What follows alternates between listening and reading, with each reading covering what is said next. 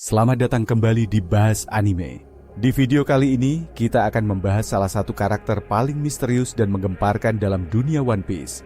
Dia adalah Shanks, sang Yonko, yang dikenal ramah, berwibawa, tapi juga penuh rahasia. Namun, bagaimana mungkin seorang bajak laut justru terlihat masuk ke Marijua dan berbicara langsung dengan para Gorosei? Apakah Shanks sebenarnya adalah penjaga keseimbangan dunia? Ataukah dia memiliki aliansi rahasia dengan pemerintah dunia? Mari kita bongkar semua misteri ini. Pertama, mari kita lihat fakta yang sangat mencurigakan. Dalam chapter 97, Oda mengejutkan semua penggemar dengan menampilkan Shanks berdiri di hadapan Gorosei di Pangaea Castle. Dalam percakapan itu, Shanks mengatakan bahwa ia datang untuk membicarakan tentang seorang bajak laut. Tapi yang mengejutkan bukan hanya isinya, melainkan bagaimana Shanks bisa masuk ke tempat yang seharusnya hanya bisa diakses oleh petinggi dunia. Gorosei bahkan tidak menunjukkan tanda-tanda marah atau terkejut, mereka justru mendengarkan dengan tenang.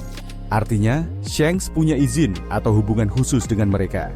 Hal ini langsung memunculkan teori besar di kalangan penggemar, bahwa Shanks bukan sekadar bajak laut. Bisa jadi, dia adalah agen rahasia pemerintah dunia, atau bahkan pelindung keseimbangan dunia yang bekerja di balik layar. Shanks mungkin punya peran khusus yang tidak diketahui siapapun, bahkan oleh kru topi jerami sekalipun. Lalu, bagaimana jika kita melihat dari masa lalunya? Shanks adalah anak didik Roger dan pernah menjadi bagian kru bajak laut raja.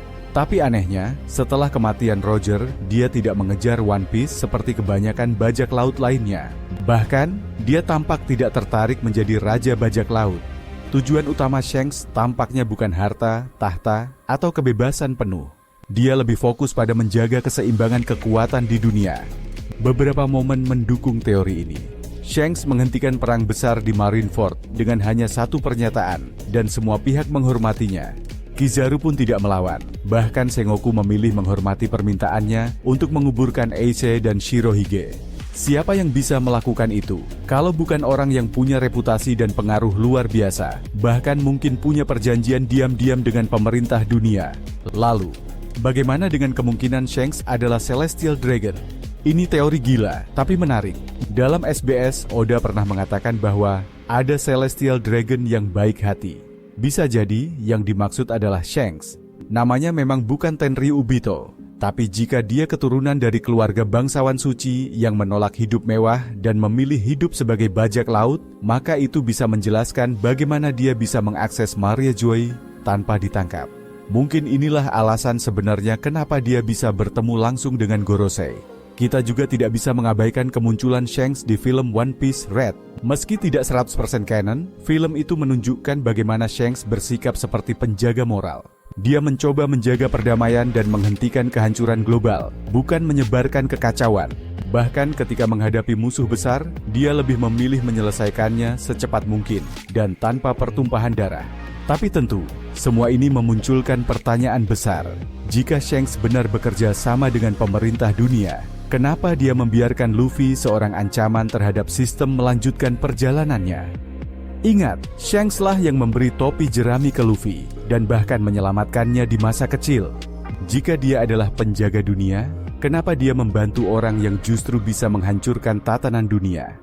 Jawabannya bisa jadi karena Shanks bukan sekadar pelindung sistem. Dia mungkin adalah pelindung dunia dari kehancuran total. Aliansi dengan Gorosei bisa bersifat taktis untuk mencegah perang besar atau kerusakan tak terkendali, bukan karena dia mendukung ketidakadilan. Bisa jadi Shanks percaya bahwa Luffy adalah penerus sejati Joy Boy, dan saat waktunya tiba, dia akan memilih untuk berada di pihak Luffy. Dan satu petunjuk penting lain muncul di Elbaf. Saat Shanks bertemu Eustace Kid dan mengalahkannya dengan cepat, itu menunjukkan bahwa Shanks masih menjaga kekuatan besarnya. Tapi motifnya tetap tidak jelas, apakah dia melindungi sesuatu di Elbaf atau mencegah Kid memulai konflik besar yang bisa mengguncang dunia. Shanks bisa jadi adalah karakter yang berada di tengah, tidak benar-benar pro pemerintah dunia, tapi juga bukan pemberontak. Dia adalah penyeimbang. Dan dalam dunia One Piece, penyeimbang ini bisa jadi punya peran penting dalam mengarahkan akhir cerita.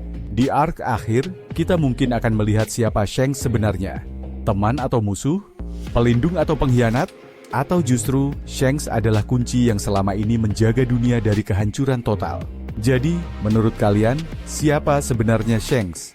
Apakah dia penjaga rahasia pemerintah dunia, atau justru pelindung Joy Boy yang sedang menunggu waktu yang tepat untuk bergerak? Tulis pendapat kalian di kolom komentar. Dan jangan lupa untuk like, subscribe, dan nyalakan lonceng notifikasi kalian.